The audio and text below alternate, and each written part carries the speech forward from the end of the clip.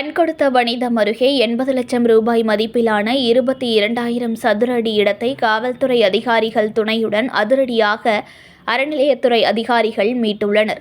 திருவாரூர் மாவட்டம் கூத்தாநல்லூர் தாலுகாவிற்கு உட்பட்ட திருப்பணிப்பேட்டை அருள்மிகு சுந்தரேஸ்வரர் திருக்கோவிலுக்கு சொந்தமான நிலப்பகுதி கொரடாச்சேரி ஒன்றியத்திற்குட்பட்ட கண்கொடுத்த வனிதம் அருகே மேலராதாநல்லூர், திருப்பணிப்பேட்டை, விடயபுரம், தக்களூர் உள்ளிட்ட பல்வேறு கிராமங்களில் உள்ளது.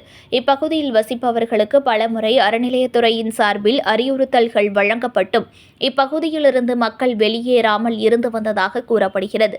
இந்த நிலையில் அறநிலையத்துறைக்கு சொந்தமான இடத்தை கையகப்படுத்த முடிவெடுத்து திருவாரூர் இந்து சமய அறநிலையத்துறை உதவி ஆணையர் ராணி தலைமையில் அறநிலையத்துறை அதிகாரிகள், காவலர்கள் துணையுடன் சம்பவ இடத்திற்கு சென்றனர்.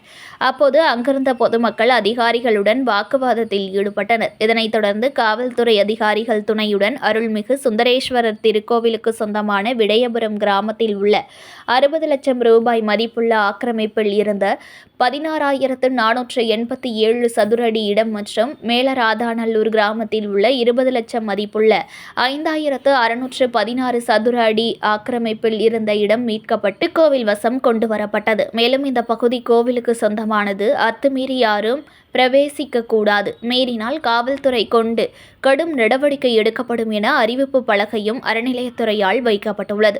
இதில் ஆலய நிலங்கள் தனி வட்டாட்சியர் சரவணன், திருக்கோவில் செயல் அலுவலர் சுரேந்தர், பரம்பரை அறங்காவலர் கண்ணன், திருக்கோவில் அலுவலர்கள் மற்றும் பணியாளர்கள், காவல்துறை அதிகாரிகள் உள்ளிட்ட பலர் கலந்து கொண்டனர்.